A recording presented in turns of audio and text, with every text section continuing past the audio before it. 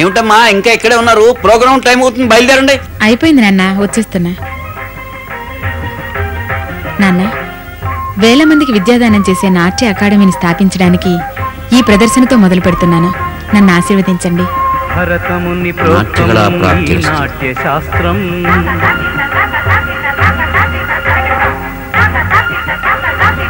నాట్యకళా సిద్ధిరస్తు. తనువంత కదిలించి భావాలు బంధించి నటరాజు దయాప్రాప్తిరస్తు. బయలుదేరనమ్మా, టైం అయింది. ముద్ర పడితే వామహస్తం,